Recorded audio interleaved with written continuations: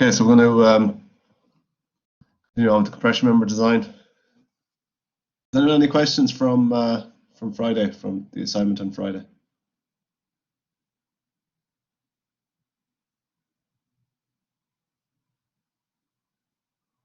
No. Okay, so we're going to continue on with the compression member design from last week.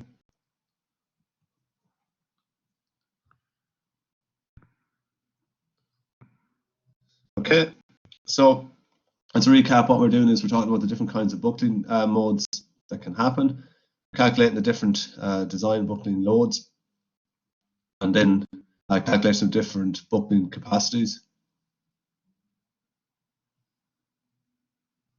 Calculating the different buckling capacities in the context of worked examples. You see that I give you a little bit of theory and then mixed in with that with the design example. So that's what we're going to do this morning. So last week we talked about the first two modes of buckling. So local buckling in there. So if we had a roll section, was the example that I did. We have a roll section like this. And we want to look at local buckling. So what part of this beam might be susceptible to local buckling? Well, this unstiffened bit of plate hanging out here would end up having local buckling, or the unstiffened web here in the middle might have local buckling. So we squash this member. So if I squash the member, top of the member here in the page, then what it may end up happening is the top flange, you have some local permanent deformation in it, the local buckling, and or the web here might have some local deformation in it. So it's local because if I look at the length of that member, so that's a cross section of the member. If I look at the elevation of that member, let's say member,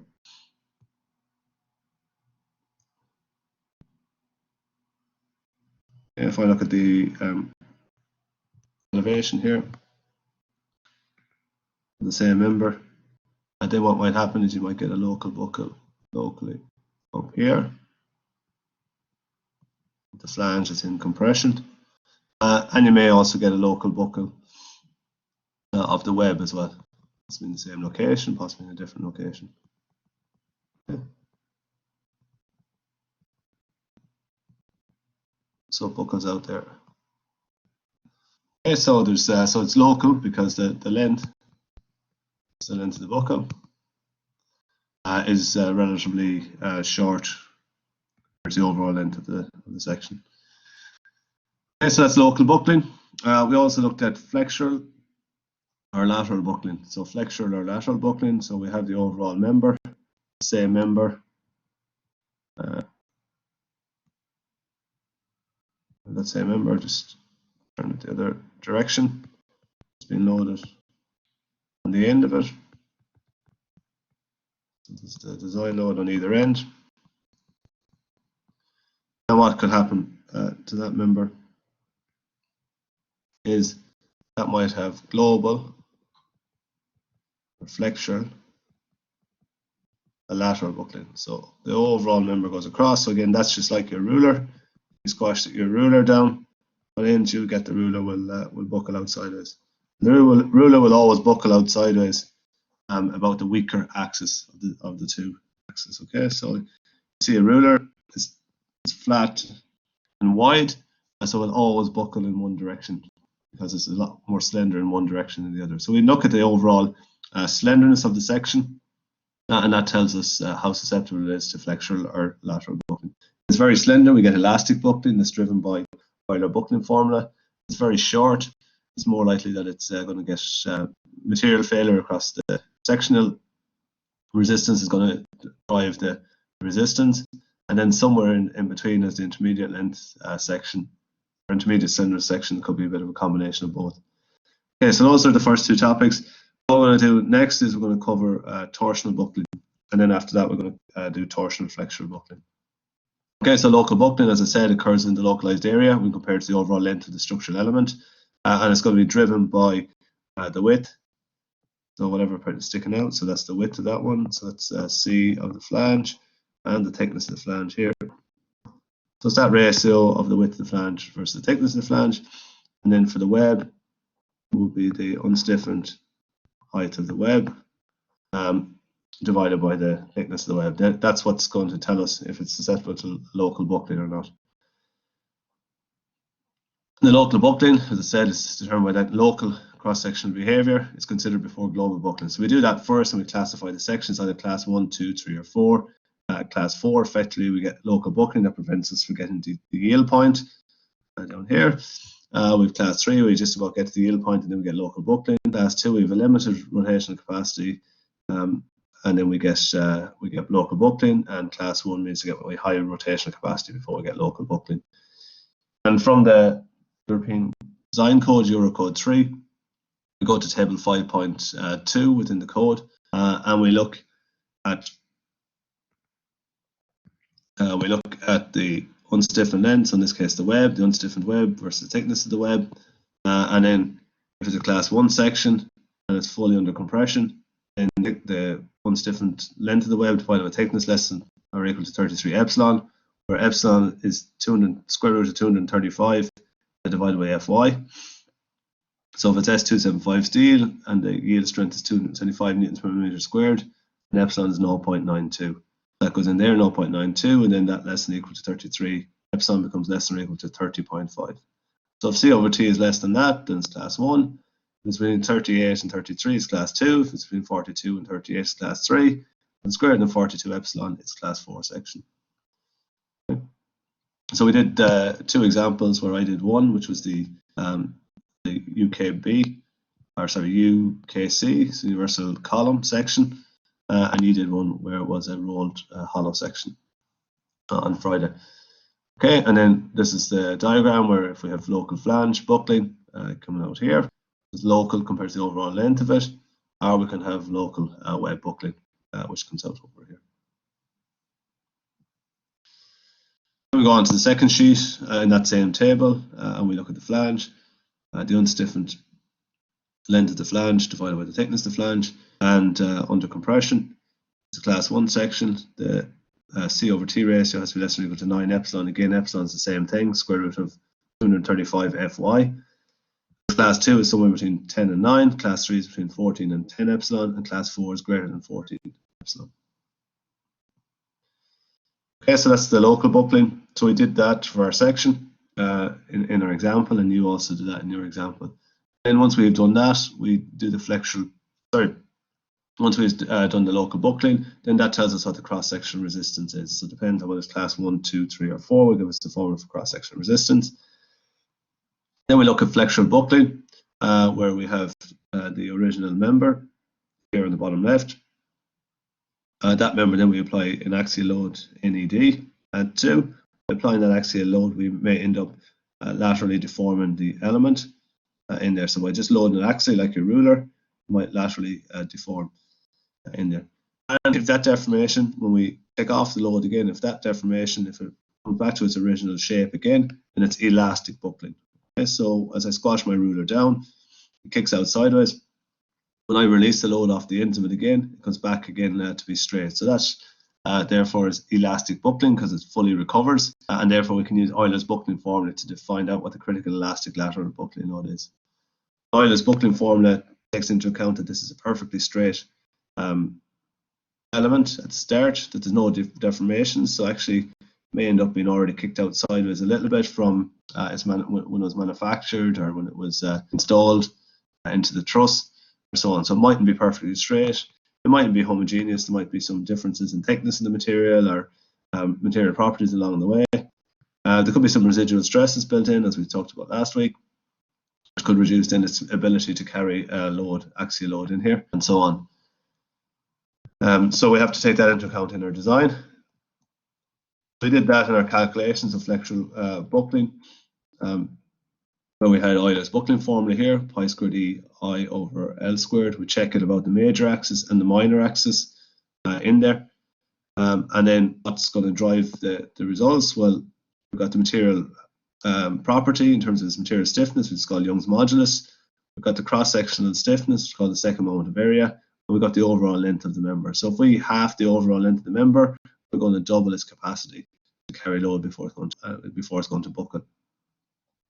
If we change the material properties, so if we put in something like concrete compared to steel, steel is at 210 newtons per millimeter squared, sorry, 210 kilonewtons per millimeter squared, Young's modulus, whereas concrete could be something around 30 kilonewtons per millimeter squared.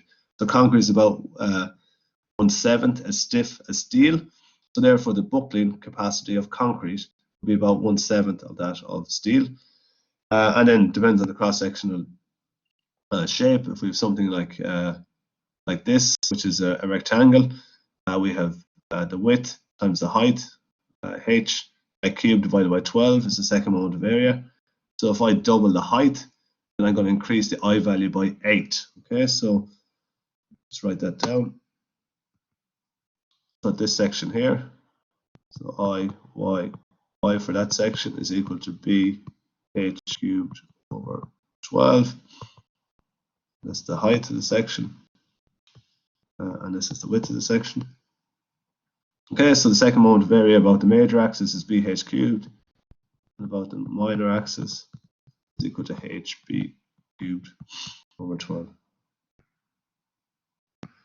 Okay, so if I double the height, then I'm going to make this value 8 times as big, because double the height and then cube that is going to give us 8 times it. So I can increase the capacity of my, say, ruler in terms of its buckling capacity by doubling the height. Okay, so about the major axis. Double the height, I can make the buckling capacity 8 times as straight. Then the ruler, it's the minor axis, and it's going to buckle first, so across the thickness of it. So if I double the thickness of the ruler, then I'm going to increase its buckling capacity by 8 times. Okay, so you can also see if I have different materials for the ruler. So I don't have all the rulers here. If I have a timber ruler, a steel ruler, and a plastic ruler, which I have, they're in all different locations at the moment. They have different Young's modulus. So I can see that the steel ruler has got the highest capacity in terms of buckling capacity, because it's got a Young's modulus of 210,000 newtons per millimeter squared, whereas timber is far lower, and plastic is far lower than that. Okay. So that's so there's two things that drive the buckling capacity. The third thing then that drives the buckling capacity is going to be the length. In there, so as I said, if we half the length, we're going to make the buckling capacity 4 times as big, because we have a squared on the bottom. But also then, in terms of the length, it's the critical buckling length. The critical buckling length is driven by its connection details at the end. So if we have a simple connection at the end where the member can fully rotate around, like in this case, then we have the critical length is equal to 1 times the overall length. However, if we go over to the right hand side here where we fix the two ends, and we don't allow the end of the member to rotate, so it has to stay at 90 degrees on the top, stay at 90 degrees at the bottom, then this is the buckling shape of it, and so the critical buckling length is half the overall length. So by fixing the ends of it, so basically get your hand onto your ruler, clamp it there so that it can't rotate around and squash it down, you will see that it takes a lot more force to be able to get your ruler to buckle sideways than if you allow the ends of it to freely rotate. And what is the magnitude of that? Well, the magnitude of that is basically because the critical length is half the overall length, and it's going to take 4 times the force on it. So you can try that with your ruler there, where if you let the ends of it rotate by just squashing it down, see what force it feels in your hand, basically see how sore it is on your hand as you squash it down. Then clamp the end of it with your fingers so they can't rotate and squash it down. You'll see that it should feel like it takes about 4 times the force to be able to get a buckle outside of us. Okay, so hopefully you've all invested in a ruler. Whether you're in bed or not, you have the ruler there that you can be practicing these or trying out these things. Okay, so that's describing the Euler buckling out here, which is elastic buckling, which is NCR is pi squared EI over L squared. Then we also have, that's a slender member, then that's been driven by the Euler formula. It's a very short member, our normalized tenderness value is relatively low over here. Then the resistance of the member is driven by the cross-sectional resistance, which is the cross-sectional area times the material property. But in between, where you have an intermediate slenderness value, or an intermediate slenderness member, then the typical behavior is more like this one in here. This is complicated by things like residual stress, the initial deformation, the thickness of the flange, and so on. The codes will allow us to do that, and we went through that on Friday, where we looked at the tables, the figures, and the buckling curves. Okay, so the reasons for the transition buckling curves, as we explained, is that there might be eccentricity of the loading. So instead of the loading passing directly down through the centroidal section, it might pass a little bit to the side. If it's passing a little bit to the side of an eccentricity of E, we know that a moment is the load multiplied by the eccentricity. So therefore, as well as having stresses due to the axially applied load along the length of this member, we also have stresses due to the bending at the end due to this eccentricity value. If the member has initial crookedness value in there, when we load it up, that's going to reduce down its initial buckling capacity. We've done lots of tests to prove that here. Residual stresses. So residual stresses can be built into the section in there as by manufacturers. So the stress is locked in due to manufacturing. Local stress is locked in due to manufacturing. That can reduce its overall capacity. Strain hardening can affect its overall capacity, because after I yield, which is here on my stress strain curve, after I yield, then I get some strain hardening afterwards. And if there's non-homogeneity of the material in there. Okay, so all of that means that the dashed lines here are all the theoretical value with everything perfect. But then when we do some tests, they all fall below those perfect situation, or typically fall below the perfect situation. Sometimes they fall a little bit higher, like in this case on the bottom, because of the strain hardening. So in other words, that this, we have more strength than the yield strength because of the strain hardening here before it fails. So sometimes they're a little bit higher. Typically, all the other ones cause the individual results to fall below the theoretical value. And then we draw a lower bound. So we basically draw a curve that's underneath all of those test results, and then that's what then is used in the design code. So that's how they came up with the curves in the design codes in there. So how did that work? Well, there's the Euler buckling formula here in CR, pi squared EI over L squared. And then that's just manipulated down through, where I is replaced by A, the radius gyration squared. And it's manipulated until we get pi squared EA over lambda squared being the slenderness value, slenderness being the critical length divided by the radius gyration. And then we define something called the normalized tenderness, which is the square root of the cross-sectional resistance divided by the critical buckling resistance. And we substitute in values of the cross-sectional resistance and the critical buckling resistance in, we can get out then slenderness value divided by a reference slenderness value is equal to normalized slenderness value. As a reference slenderness value comes out to be 93.9 epsilon. Epsilon is the square root of 235 by Fy. So we did another example where we worked out what lambda 1 was, the reference value. It's 3.9. We plugged into the formula here. We also worked out what the slenderness value was based on this value here. That gave us a normalized slenderness value, and once we had that, then we could tell whether where we were along the buckling curve. Okay, so we calculated the column slenderness value, calculated the buckling parameter lambda 1, then worked out what the non-diminished slenderness value was, which was lambda divided by lambda 1. Then that allowed us to work out what the buckling reduction factor was, because we knew the normalized slenderness value. We actually had to work out what the imperfection value was as well, based on the section shape, the material properties of the section, which axis it was buckling about, and how thick the flange was. So that gave us what buckling curve to use. So which gave us the reduction factor, the imperfection factor to use. We could work out the buckling reduction factor. And then once we had the reduction factor, we could work out the buckling resistance. Okay, so we did that through an example where we had this member here, which is 6 meters in length. We have a load of 3,000 kilonewtons applied to it. That's the demand. It's a UKC, so universal column, 356 by 368, UKC 129. So that's 129 kilograms per meter length. Grade of the steel is S275 steel. It's got simple connections on the ends, so it can freely rotate on the ends.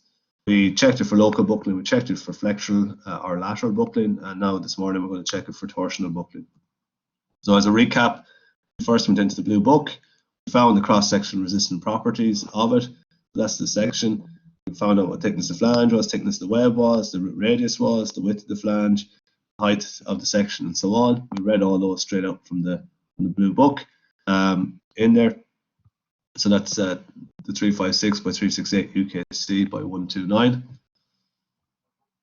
We got the steel grade to be we had the steel grade S275. So from table 3.1, EN 1993, part 1, for that grade of steel, when we have the thickness of the flange less than or equal to 40 millimeters, the yield strength is equal to 275 newtons per millimeter squared.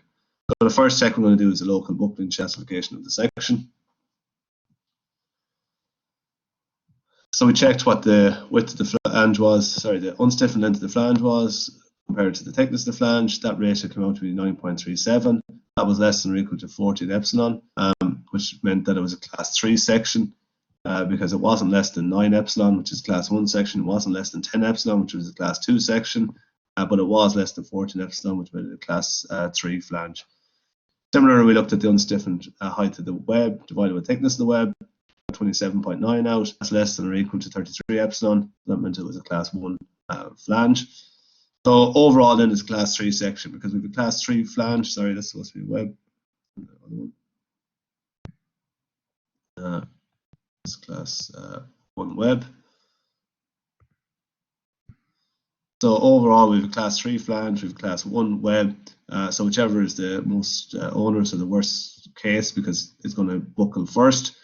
So the flange would buckle before the web because the flange is got it's elastic in there because it's class 3, so it's going to buckle just at around the yield point of the material, whereas class 1 web can develop plasticity, almost full plasticity in there. So overall we classify the section as 3. Once we classify the section, then so it's class 3, then we go to cross-sectional resistance.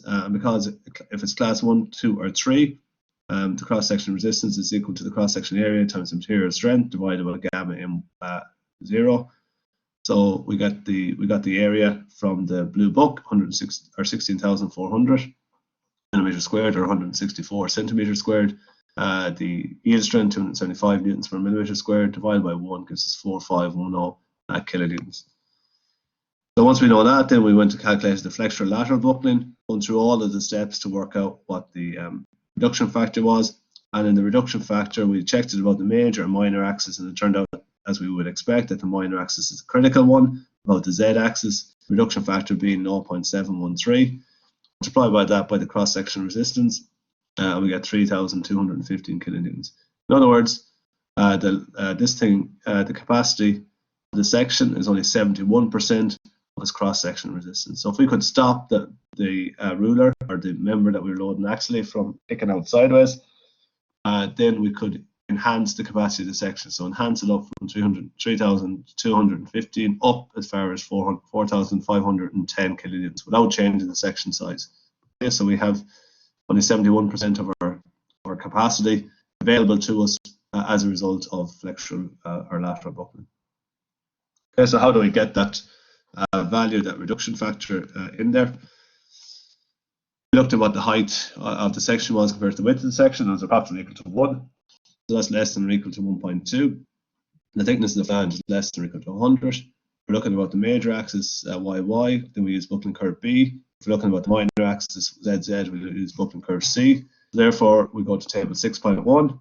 Buckling curve B tells us the imperfection factor is 0.34 for the major axis. For the minor axis, about buckling curve C, so it's 0.49. So it's more susceptible to imperfection about the minor axis than about the major axis. So for the major axis, or for the minor axis, the imperfection factor alpha is equal to 0.49.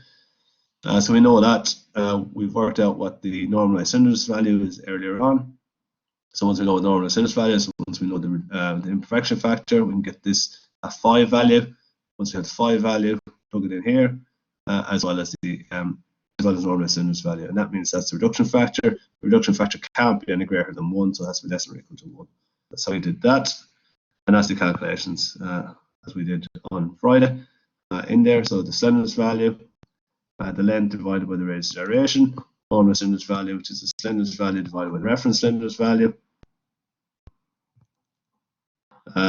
Then from table 6.1, got the alpha, the imperfection factor 0.49, the imperfection factor and the normalized tenderness value into the phi equation, 0.86. and the reductive factor then if we plug in the phi value in and the normalized tenderness value into the equation here, and then we got 0.713. Okay, and then that gave us the buckling resistance value out 3215 kilonewtons. Okay, so that's a recap of where we're at in terms of local buckling and flexural lateral buckling. Now we have to look at torsional buckling load. Okay, so torsional buckling load. This ruler too well. So torsional buckling load. The last time when we just squash it and it kicks out sideways, that's lateral, so just kicking out lateral. But torsional buckling load is if I just squash the ruler or squash the member, by just the squashing behavior, what ends up happening is that the member twists. Okay, so I have to get this ruler to twist. I actually have to catch it in both ends with my hands and spin it around in there. So one hand going clockwise, the other hand going anti-clockwise, and then I will get a twist into the ruler. But what can happen for some members is that you get torsional buckling load by just putting axial load on the ends of it, and that could end up making the member twist in it. So you get a torsion or torsional buckling load. So we want to calculate what that torsional buckling load is. So in other words, what load we can put on the member before it might fail in torsional buckling. So how do we do that? So the Eurocode 3, part 1, for torsional buckling and torsional flexural buckling. So when we go into clause 6.3.1.4, that first thing is that it tells us to calculate out the slenderness for torsional and torsional flexural buckling. So if we have an open cross section, like something like an I section, like a universal column or universal beam, that's an open cross section. So we have to take into account the possibility that the resistance of the member to either torsional or torsional flexural buckling will be less than its resistance to flexural buckling. So in other words, that the load that we apply on the ends of this member, the axial load that we apply on the ends of the member, that what may end up happening is before flexural happens, so before it kicks out sideways, we may end up that it twists before that. Okay, or it may end up that torsional flexural buckling. So in other words, it kicks out sideways but also twists at the same time. So we have to check those. Closed section, like the rectangular hollow section that you designed on in the last class, that won't ever have a problem with torsional or torsional flexural buckling. So anything that's closed, like a circular hollow section or square hollow section or rectangular hollow section, that's stiff in terms of torsional stiffness. It's got a high torsional stiffness, so we don't have to worry about that. We don't have to check those sections for torsional buckling or torsional flexural buckling. Okay, so we're looking at the non-dimensional slenderness value here, and similar to what we did for the non-dimensional slenderness value for lateral buckling, we have to get a non-dimensional slenderness value torsional or torsional flexural buckling. That's a similar idea where the non-dimensional slenderness value is the square root of cross-section resistance divided by the critical buckling capacity. Okay, so the elastic critical buckling capacity. In the when we're looking at flexural or lateral buckling, the elastic critical buckling capacity below the line here was Euler's buckling formula. Whereas now that we're looking at torsional buckling or torsional flexural buckling, either or, then this critical elastic critical buckling value is related to the elastic torsional flexural buckling value. If we're looking at torsional flexural buckling, or it's related to the elastic torsional buckling force. Okay, so we can't put Euler's buckling formula in there anymore because that's for lateral buckling. So that's the elastic lateral or flexural buckling capacity. In these formulas now we have to try and estimate what is a similar elastic torsional buckling force in there that will cause the member to have torsional buckling, but that if we take the load off, that will fully recover again because it's elastic. Okay. Or if we're doing the torsional flexural buckling, which we will do later on, then this value here will be elastic torsional buckling value. So that's for a class 1, 2, or 3 section. So in other words, that local buckling isn't going to limit its ability to carry load past its elastic value. However, if we have a class 4 section, if we remember a class 4 section, then we may get local buckling before the material gets a chance to yield. So therefore, on the top of the line here, instead of having A at a cross-sectional area, we have A effective which is effective cross-sectional area, so that we basically reduce the cross-sectional area to take account of the member being susceptible to local buckling within the elastic range. Okay, so this is a key thing that we have to find out. So how the hell are we going to work out what the elastic torsional buckling force is, or the elastic torsional flexural buckling force is? That's the complicated part. The other thing I suppose that's complicated about it is that the European design code, Eurocode 3, doesn't give you a formula for that straight off. So we have to find some guidance for that somewhere else to try and work that out. And then we'll just read the last part of this clause here. Torsional or torsional flexural buckling, the appropriate buckling curve may be determined from table 6.2, considering the one related to the z-axis. Okay, so that table 6.2 is the one that we had used previously. But we're just, in this case, we only need to worry about the z-axis, okay, not the y-axis. We'll, I think 6.2 up here, that's 6.2, okay. So the table 6.2, so we're going to only consider buckling about the axis, and that'll tell us which is the buckling curve we're going to use. So in other words, for this example that we've just done, we will be using buckling curve C again for the torsional buckling capacity. So that tells us which are the buckling curves that we're going to use. Before we need to do that, we have to obviously work out what the normalized tenderness is, so we can put those into the similar formulas for the lateral buckling resistance or the flexural buckling resistance. Where do we find that guidance? Well, there's a document called SN001, guidance document SN001, and we can use that to help us find what the torsional buckling, the elastic torsional buckling resistance is. So I've uploaded that onto Blackboard. You'll have that's available on Blackboard. And this is an extract from that, where it says the torsional buckling, which is the critical axial load in subscript CRT for torsional buckling mode may be calculated from. So this equation here in CRT, which is 1 over I naught squared. So I, if we remember what little I is the radius of gyration. Okay, so little I is the radius of gyration, and I naught is equal to, or I naught squared is equal to the radius of gyration about the major axis y squared plus the radius of gyration about the minor axis squared plus y naught squared plus z naught squared. So if we look at this asymmetric section over here, where we have the centroid of the section, the center of gravity of the section, so when we look at this section here, then and this is your z-axis, this is your y-axis, and z naught is the distance from the y-axis to the centroid of the section, and y naught is the distance from the z-axis to the centroid of the section. Okay, so that's your so that goes in there, and it says down here y naught and z naught are the coordinates of the shear center with respect to the centroid. So sorry, G is the shear center here, and this is the centroid of the section. So that's the y and x. For a doubly symmetric section, so a doubly symmetric cross section, shear center coincides with the centroid. So what's a doubly symmetric cross section? So if I take something like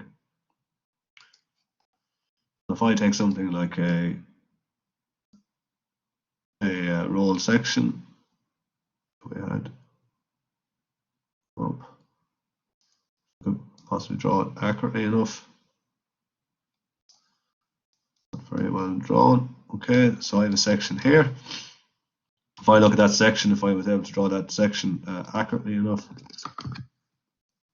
chance of this, then if I go down to the centroid this way, central section this way, and it's symmetric here. I look about that axis is symmetric, and if I look about the other axis is symmetric. So this is my y, z axis. Okay, so if I put a mirror down along that line, put a mirror along this line here, I would see that what I see in the mirror on the left hand side would mimic what's on the right hand side here. So it's symmetric about that axis. And the same if I put a mirror along the y axis in there, see what's above the y axis would be the mirror image of what's below the y axis. So therefore it's symmetrical about both the z axis and the y axis in there. So in this case, so this example here, so this one is doubly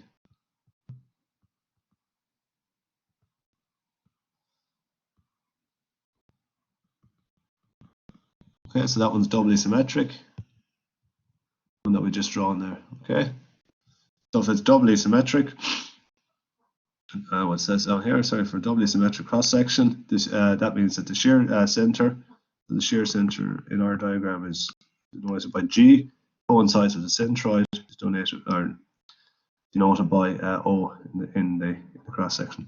So therefore, if that's the case, then y naught is equal to naught, z naught is equal to naught, in there are 0. Sorry. Y0 is equal to 0, Z0 is equal to 0. So I have a 0 there, 0 there. So in other words, when I have a doubly symmetric cross section like a UKB or UKC, I have a 0 for Z0, 0 for Y0, and then my I naught squared is equal to my radius gyration about the major axis squared plus radius gyration about the minor axis squared. And I can get those values directly from the blue book. Okay, so the major axis being the strong axis, the minor axis being the weak axis. As in this formula, so I have the critical torsional buckling mode. So the elastic critical torsional buckling mode is this radius gyration value squared. G is the shear modulus, and it's a constant. It's the same as the Young's modulus in terms of it's a material property. Instead of the Young's modulus being the stiffness of the member in terms of its axial, sorry, in terms of loading a member along axially or a fiber axially. G is loading a fiber in shear. Okay, so if I take a page and then try and stretch it and rip it that way, that would be more determined by its Young's modulus properties. Whereas if I take the page and if I rip it across the way, then that would be my more determined by its shear modulus. Okay, so we can see that the Young's modulus, how stiff the material is, the material stiffness, when we plot it against stress against strain, is equal to 210,000. If I plot, so that's plotting, plot that for you. So I'm plotting stress against strain. So that's my properties, and then the stiffness. In other words, the relationship between stress and strain is my Young's modulus. Okay. Whereas if I look at that's so stress being the axially loaded element, if I look at the torsion value in there, so then when I plot this not torsion, shear, when I plot the shear stress value and the stiffness of that material is going to be G. Okay, so the Young's modulus is 210,000 newtons per millimeter squared. The shear modulus is equal to 80,770 newtons per millimeter squared. So that's G. IT, so that's the torsional constant. We can get that directly out of the blue book. Pi is just 3.14, so pi squared, 3.14 squared. E is the Young's modulus, as I said, 210,000 newtons per millimeter squared. IW is the warping constant. The warping constant, again, I can get that straight from the blue book. So when I look up the blue book, I can get that value straight out of it. LT is the buckling length regards to torsional buckling mode. So whatever buckling mode we're looking at, L is the buckling length regards to that. Okay, so in general, LT should be taken as the system length, so the overall length of the member, except when a special device prevents the warping at the ends of the member. So almost always we just take the buckling length equals to the overall length of the member. Okay, so G, so I naught, the radius gyration we can work out once we know what the radius gyration is about the major axis and the minor axis. And if it's a doubly symmetric section, then we have y naught is equal to naught, z naught is equal to naught. G we know it's a constant, is 80,770. IT is torsion constant straight from the blue book. IW warping constant straight from the blue book. LT is the buckling length, which is usually the overall length of the member. E is a constant, as Young's modulus, 210,000 newtons per millimeter squared. Okay, so that should be relatively straightforward to calculate for us.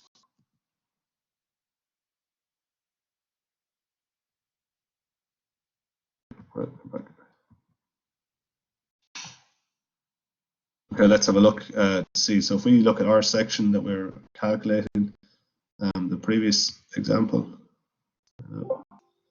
1 sec now, see if I can. So I can't.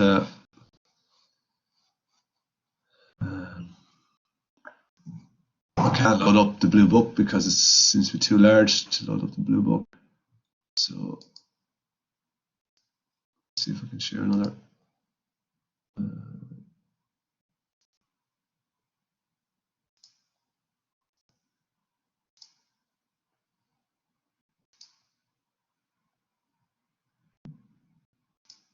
Okay, hopefully you can see that. And then I can't see what you can see because I've I've only got one screen working here for this. Okay, so this is the blue book in here. So this is the steel design book. And so it's the design data in there. And section A is all about the explanatory notes in there. So basically where they got the values in the various different tables that follow on after that. Okay, so the explanatory notes in there. So the dimensions, dimensions of the sections, material properties. So what are we interested in? Well, we're interested in the warping constant. In there, we're interested in the torsional constant in there. So if we go to 3.2.6, it's going to tell us what those are. We're interested in the radius of gyration as well. Value, so we can go to 3.2.2 and 3.2.6. It will explain where it gets those values from.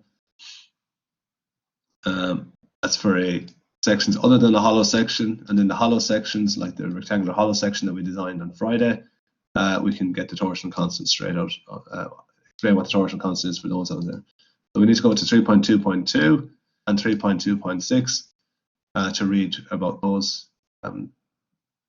How we get those values within the tables. That's all, and then so on and down through explains a whole lot.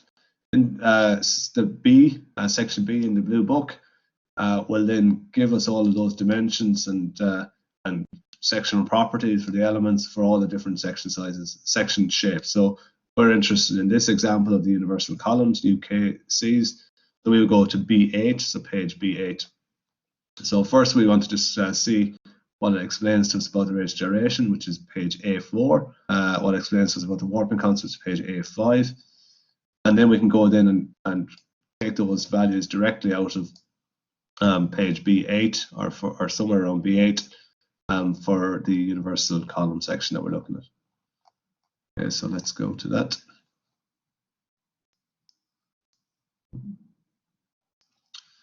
Okay. So here's the radius gyration. So it explains to us what the radius gyration is in there. So the radius gyration is a parameter used in the calculation of the buckling resistance and is derived as follows. So if we can't remember what it is, we can find directly from the book. So the radius gyration is equal to the second moment of area about whatever axis we're looking at, divided by the cross-sectional area and the square root of all that, okay, or power over half. That's the radius gyration. When we come on to designing beams, we're looking at what the elastic sectional modulus is and the plastic sectional modulus is, but we don't need those at the moment. But we do need to know what the warping constant is and the torsional constant. And in our first example, I'm going to do a rolled I section. So the warping constant and the St. Venant torsional constant for a rolled I section have been calculated using the formula given in the Steel Construction Institute publication P07, design and members subject to combined bending and torsion. So that's where it comes from. So in Eurocode 3 terminologies, these formulas are as follows. So the warping constant is effectively equal to the second moment of area about the z-axis. So that's that first part of the formula there. HS squared. So HS is the distance between the shear centers of the flanges. In other words, it's the height, overall height of the section, minus the thickness of the flange. Okay, so that's HS, and divided by 4. So we can work that out ourselves once we know what the second moment of area is about the minor axis. We know what the height is between the center of the top flange and center of the bottom flange. Effectively, is divided by 4. So that's what the warping constant is. So that's how the book has estimated what the warping constant is. And then the torsional constant, IT, is a bit more complicated of a formula. 2/3 of B times TF, so B being the width of the flange. I don't think I can write on this. Wait a see if I can write on this. No, sorry, I can't write this thing. So B being the width of the flange.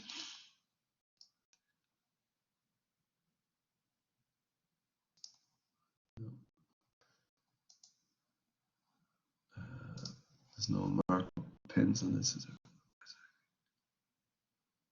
Oh, sorry, I can't, in this application, I can't write them. So B being the width of the flange, TF being the thickness of the flange. So it's the warping constant 2/3 the width of the flange by the thickness of the flange cubed, plus 1/3 of the overall height of the section minus twice the thickness of the flange, all times the thickness of the web cubed, plus 2 times this alpha 1, which is from this big long formula here, which is just ratios of the width of the thickness of the web divided by the thickness of the flange and the root radius and so on in there.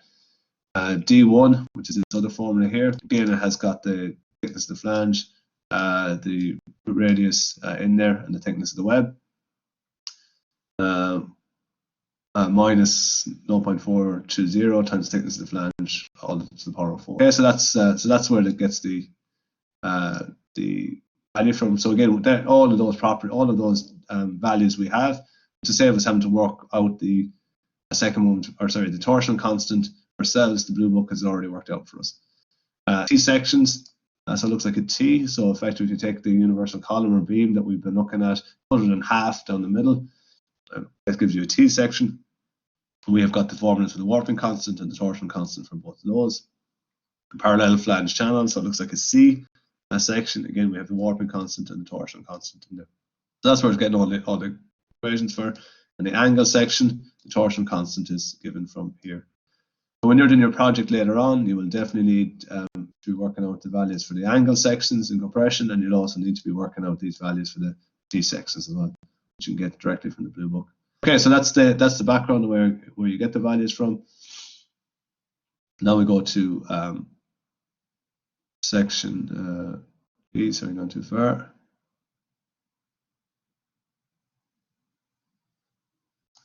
Okay, so we go to section B. In there, so we get the look at the universal columns and universal beams in there. So we've got let me see what section we have. 3, 4, 6, 3, 6, 8. Okay. Zoom in here a little bit. Okay, so the section that we're looking at is a 356 by 368 by 129. So that's the section. From the table, we know that the second moment of area here about the major axis for that section is 40,200 centimeters to the power of 4. Looking about the minor axis is 14,600 second moment of area. So IZZ is 14,600 centimeters to the power of 4.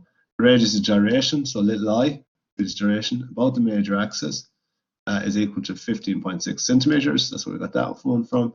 Radius of gyration about the minor axis, ZZ. So this is the minor axis at the top here, top right hand side, ZZ.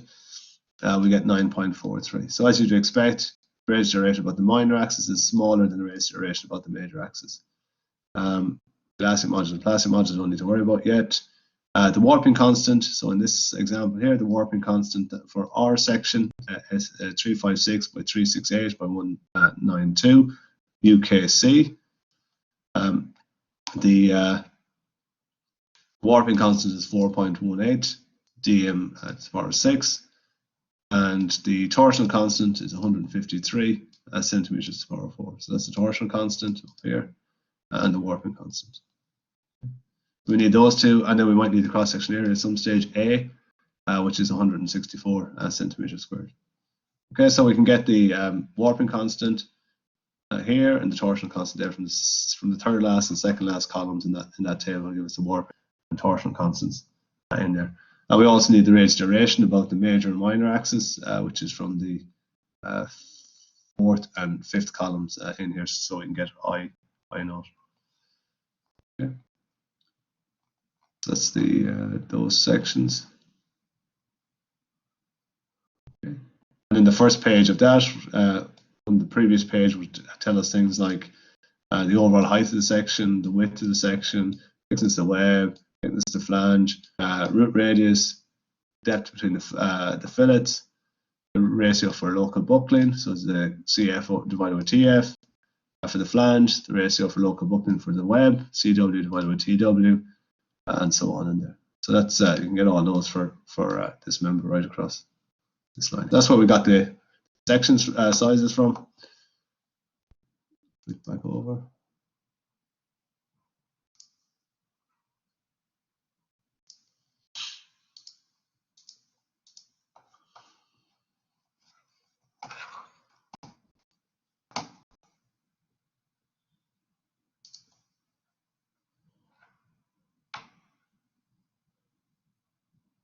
Okay, so we're going to try and do the calculations for this section.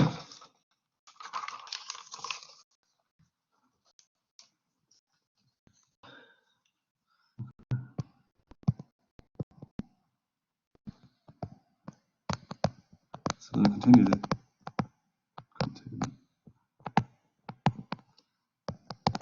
Okay, so we'll continue the example in there. So we have the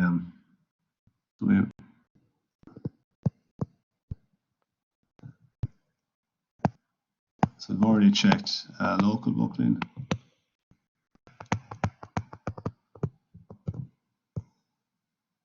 The cross-sectional resistance and flexural or lateral buckling for that's a 356 by 368 UKC by 129 kilonewtons per meter. That grade S275 of length equal to 6 meters, and applied load the applied load of 3000 kilonewtons.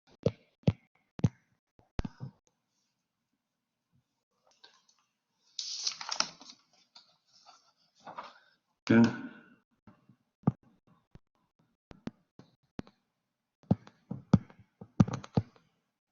Okay. So we're going to check for torsional buckling.